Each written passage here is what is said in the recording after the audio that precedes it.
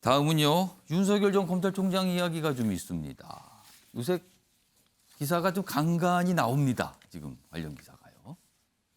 윤석열 지지율 40% 육박, 독주 양상이다. 한국사회여론연구소가 한 조사입니다. 39.1이 나왔어요. 단연 앞서는 걸로 나왔습니다. 다른 여당 대선 주자에 비해서요.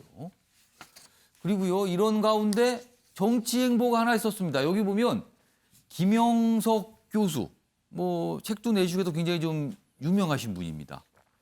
최근에 여기 보면 이 김영석 교수는요, 이런 별칭을 좀 갖고 계시죠.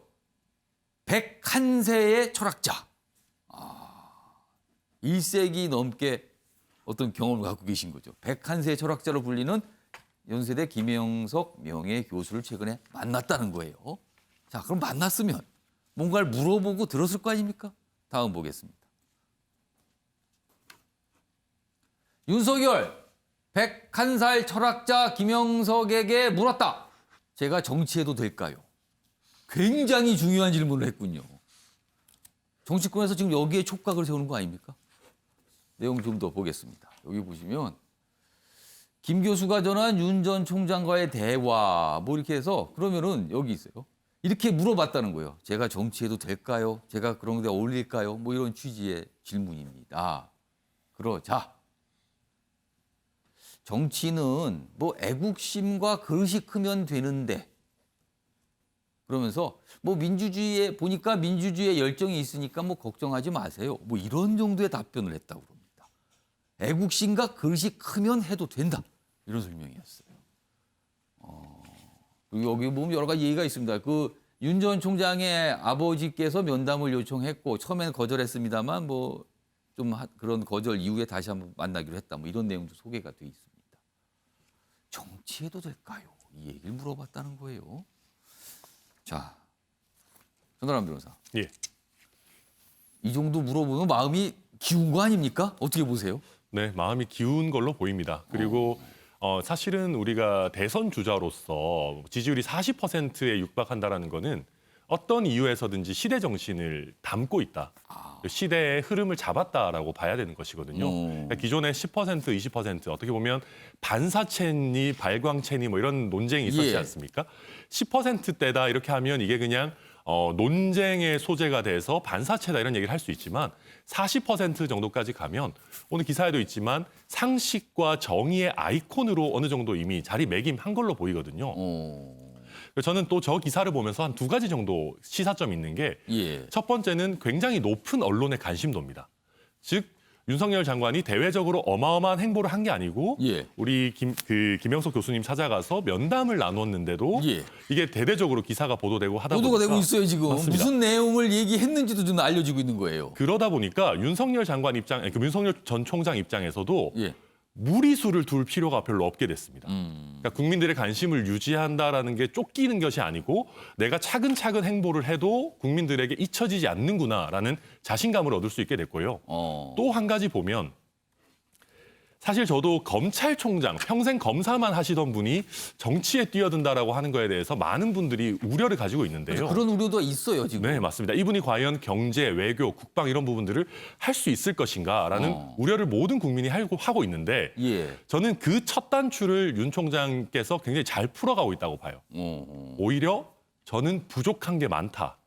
내가 모르는 게 많은데 괜찮겠느냐. 그러니까 스스로의 부족함을 아는 것이 어떻게 보면 그걸 채워가는 첫 번째일 텐데 그래서 본인이 모든 영역을 다 안다라고 허장성세를 하지 않고 무리수를 두지 않고 차근차근 자기에게 부족한 부분을 채워줄 수 있는 사람을 잘 채워나간다라고 하면 의외로 탄탄한 새로운 시대 정신을 잡은 정치인의 탄생을 저희가 볼 수도 있겠다. 이렇게 전망이 됩니다. 장희찬 평론가는 이런 질문과 설명, 이거 어떻게 해석하세요? 그러니까 이게 사실 윤석열식 정치의 시작이라고 봐야겠죠. 재보궐 이전에 특히나 보수 야권에서 이 단일 후보도 결정되기 이전에 윤석열 전 총장이 직접적인 정치 활동에 나서기는 어려움이 많을 거란 분석이 있었습니다. 그래서 대안으로 나오는 게 강연 정치였는데 그 강연도 하게 되면 아무래도 말을 많이 하는 과정에서 직접 정치 개입에 대한 메시지가 나올 수 있고 예. 여러 논란을 촉발시킬 수 있습니다. 하지만 우리 사회 원로들을 찾아가거나 사람을 만나는 이 만남의 정치 과정에서는요. 기본적으로 윤석열 전 총장에게 호감이 있는 분들이니까 만날 거잖아요. 예. 그래서 이 대화 내용도 사실 김영석 교수가 직접 풀어준 건데 다 좋은 내용이에요. 윤석열 전 총장에게 뭐 나쁜 내용이 포함되어 있지는 않습니다. 예. 본인에게 호의를 표하는 우리 사회의 원로들을 만나면서 접점을 넓히고 좀 외연도 확장하고 시간도 가지는 그런 여러 가지 일석이조, 일석삼조의 효과를 이제 만들어내는 것 같고요. 지금 보신 것처럼 그런데 김영석 전 교수가 아주 정치 성향이 강한 분으로 평가받지는 않거든요. 이분을 향해서 뭐 보수 인사다, 진보 인사다 이런 평가를 그렇죠. 했던 기억은 거의 없는 것 같습니다. 예. 당분간은 보수나 진보 정치색이 강한 분들이 아니라 중간지대에서 무당층이나 중도층으로 표변될 수 있는 이런 분들을 만나면서 윤석열 전 총장이 가지고 있는 본의 아닌 지금 보수색이 많이 더 씌워졌잖아요. 예. 이런 색깔들을 좀 희석시키면서 국민 전체를 향해서 내가 나아갈 수 있는 사람이다라는 그런 메시지를 내는데 주력하지 않을까 싶고요. 색깔이 좀 명확하고 짙은 분은 안 만난다. 뭐 이런 의미로 해석할 수도 있겠네요. 지금 단계에서는 좀 피하는 것이고 그리고 측근에 의한 최근 인터뷰를 보면 예. 뭐 동교동계, 호남 출신의 여러 원로 정치인들과 함께 할 것이라는 보도에 대해서는 부인했다는 그런 기사도 새로 나왔어요. 그러니까 기존 정치권에 있었던 기성 정치인들이 아니라 정치권 바깥에 있었던 전문가나 이번에 이제 굉장한 원로 교수님을 만났으니까 다음번에 상대적으로 좀 젊은 사람을 만난다던가 그런 식으로 외연을 확장하는 사람 정치, 만남 정치를 당분간은 이어갈 것으로 보입니다. 배지호 교수님. 네. 아까 천하람 변호사가 잠깐 얘기하셨는데 윤석열 전 검찰총장 지금 지지율 높게 나오고요. 뭐 대선 주자로 꼽히잖아요. 그런데요. 일각에서 이런 지적하는 목소리가 있습니다.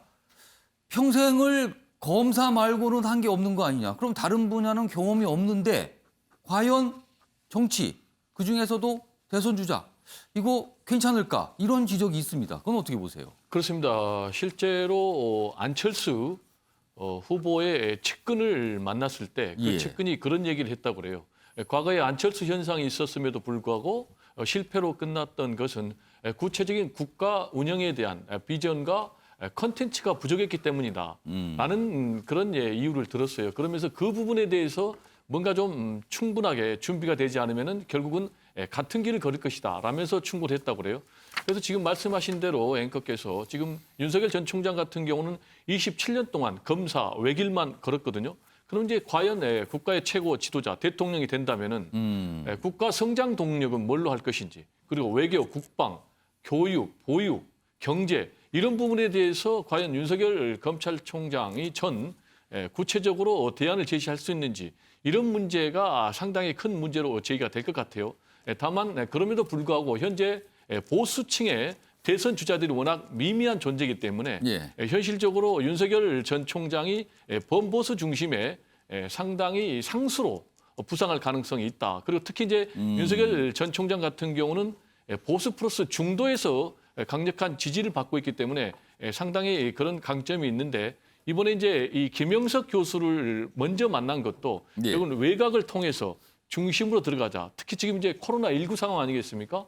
대규모 집회라든지 또는 강연도 하기도 어렵고 당장 정치검사의 비난에 들어가기 때문에 이 김영석 교수를 만나는 그런 걸로 해서 이제 언론의 주목도를 끈 것 같은데 김영석 교수 같은 경우는 특정 정파에 몸담는 분이 아니에요. 예. 그래서 그런 분을 일부러 선택한 것 같고 이분이 이제 강조한 게 상식과 그리고 공정, 통합을 얘기를 했지 않습니까? 어느 지도자에게 다 필요한 그런 덕목인데 이런 부분을 과연 앞으로 시대 정신과 함께 구체적인 컨텐츠와 함께 담아낼 수 있을지가 윤석열 전 총장의 앞으로 성패에 직결되는 그런 문제가 아닌가 이렇게 생각이 됩니다. 여기 이 기사에 보시면요, 이 부분입니다. 뭐 이제 기자가 취재를 통해서 이 전원을 통해서 대화를 재구성한 부분이거든요.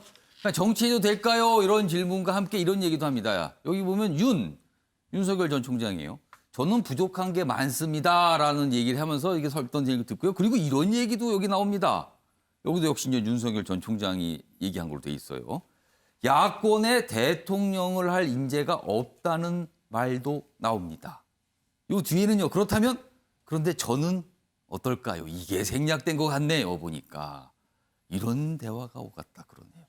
이 대화만 보면 물론 이거를 윤 전 총장이 확인을 해주지는 않을 것 같아요. 이게 있었는지 없었는지에 대해서. 그러나 일단 이걸 사실로 전제를 하게 되면 상당히 뭔가 방향을 잡고 있는 거 아니냐. 뭐 이런 생각이 좀 드네요, 지금. 오늘 이런 기사 소개돼 있습니다.